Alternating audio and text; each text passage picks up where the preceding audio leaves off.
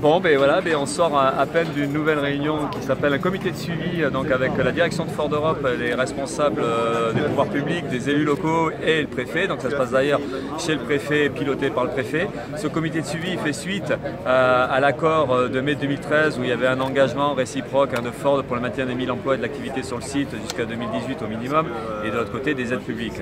Donc depuis il y a des réunions, depuis on n'est pas content du tout parce que Ford ne respecte pas sa part de contrat alors que les pouvoirs publics la respectent. C'est-à-dire qu'en fait on a distribution d'aides publiques, mais de l'autre côté Ford supprime des emplois très régulièrement, au point qu'aujourd'hui l'avenir du site est même en suspens puisqu'on ne sait pas ce qu'on fait à partir de la fin de l'année prochaine. Donc on a, pour résumer, une mobilisation à redémarrer en janvier. On a réussi pas mal de journées de grève assez importantes, très majoritaires, et on a réussi à relancer des réunions et à relancer donc des rencontres entre le gouvernement, les pouvoirs publics et la direction de Ford Europe. Ce qui se passe aujourd'hui, c'est à la fois décevant et pas décevant. C'est décevant parce que Ford ne dit rien, voilà, n'apporte aucune réponse, ne rassure même pas. C'est toujours le blabla habituel. Voilà, on va essayer de voir, on va mettre en place un processus de discussion, on voit les pistes, on va voir ce qu'on peut faire pour vous, enfin, ce qui peut, on est confiant, machin, enfin voilà, mais sans rien de concret.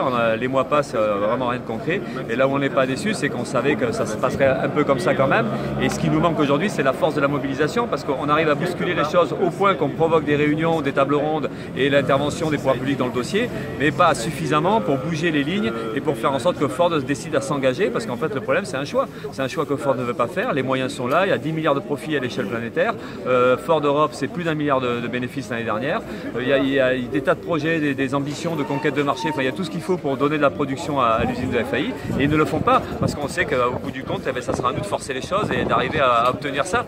Et là ben, on est dans une période un peu compliquée, et ce qu'on espère bien c'est que ben, la mobilisation, on arrive vraiment à la construire, et là on voit bien que c'est compliqué parce que les collègues, ben, ils savent pas trop est-ce qu'on peut y croire ou pas y croire. Ben, un peu tout le problème qu'il y a dans toutes les boîtes en fait, hein, un problème de résignation, de sentiment d'impuissance, et nous on essaie de créer un peu l'inverse, l'envie d'en découdre et puis de se dire ben voilà, on défend sa peau et puis on veut des emplois, on veut garder les boulots, et bon, donc on en est là, donc on est une intersyndicale pour l'instant qui a l'air de vouloir continuer. En tout cas il y a une CGT dans l'intersyndicale qui est archi motivée hein, pour préparer ça et discuter de très rapidement de comment on redonne des rendez-vous et comment on essaie de mettre la pression à la fois sur Ford et sur les pouvoirs publics pour au bout du compte rapidement avoir des certitudes sur l'avenir.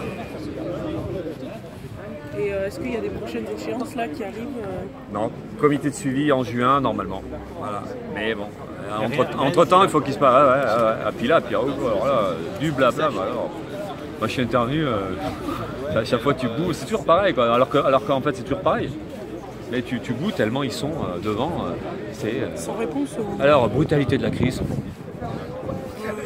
Brutalité de la crise, 10 milliards de profits, brutalité de la crise, parce qu'ils ne parlent pas de nous quand ils parlent de brutalité de la crise, hein. Ils parlent de...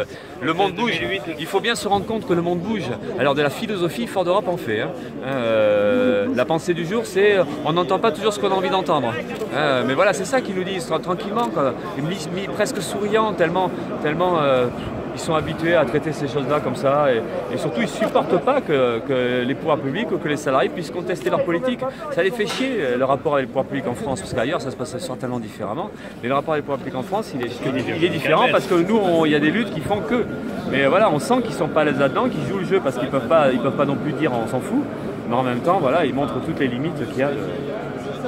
Voilà. Et nous il faut trouver des solutions là-dedans, de sur qui on peut s'appuyer, comment on peut faire basculer les choses dans le bon sens.